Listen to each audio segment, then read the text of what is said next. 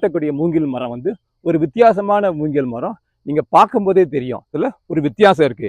இந்த கணுவை பார்க்கும்போதே தெரியும் வீட்டு ஒரே மாதிரி தான் இருக்கும். அந்த வளர்ச்சி தான் வந்து ஒரு ஃபேன் வடிவில் இருக்கும்போது நல்ல வறட்சியை தாங்கக்கூடிய பயிர். எந்த வணக்கம் தோழி. சாதாரணமாக நம்ம எல்லாருமே இந்த மூங்கில் மரம் பார்த்துருப்போம், அந்த மூங்கிலுடைய தடியம் பார்த்துருப்போம். இப்போ நான் காட்டக்கூடிய மூங்கில் மரம் வந்து ஒரு வித்தியாசமான மூங்கில் மரம். நீங்க பார்க்கும்போதே தெரியும் இது ஏன் வித்தியாசமான மூங்கில் மரம்னா, நீங்க பார்க்கும்போதே தெரியும் இந்த மூங்கில் மரத்துல ஒரு வித்தியாசம் இருக்கு. இந்த கண்ணை நீங்க கண்டுபிடிச்சிடலாம் எப்படி இருக்குன்னு பார்த்தீங்கன்னா, சாதாரணமாக மூங்கில் வந்து நீட்டா நீளமாக வளரும். இந்த மூங்கில் வந்து விளக்கு மூங்கில்னு சொல்லுவாங்க. நீங்க இந்த கணுவை பார்க்கும்போதே தெரியும். வீட்டில் எல்லாரும் விளக்கு வச்சிருப்போம், ஒவ்வொரு கணும் ஒரு விளக்கு மாதிரி தெரியும். ஸோ இதனுடைய தண்டு வந்து விளக்கு வடிவத்தில் இருக்கும். பொதுவாக மூங்கில் வந்து ஒரு புஷ் மாதிரி வளரும்.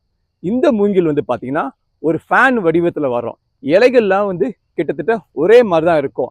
அந்த வளர்ச்சி தான் வந்து ஒரு ஃபேன் வடிவில் இருக்கும்போது பார்க்க ஒரு அழகாக இருக்கும். மூங்கில் கண்ணை வாங்கி நான் 6 மாதம் ஆகுது. இப்போ வெயில் காலமாக இருக்கிறதுனால இதை கண்ணை வைக்க நான் முயற்சி பண்ணலை.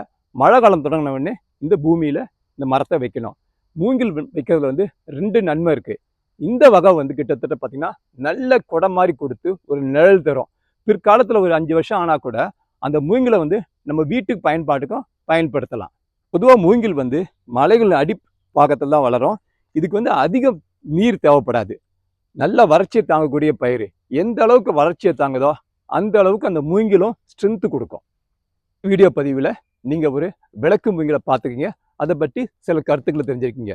நீங்களும் பல்வேறு இடங்களுக்கு போகும்போது இது மாதிரி பல புதுமையான செடிகளை பார்க்கும்போது அதை நீங்களும் என்னிடத்தில் பகிர்ந்து கொள்ளலாம் என்று கேட்டுக்கொண்டு மீண்டும் சந்திப்போம். ஆதவன் ஃபார்ம் சார்பாக.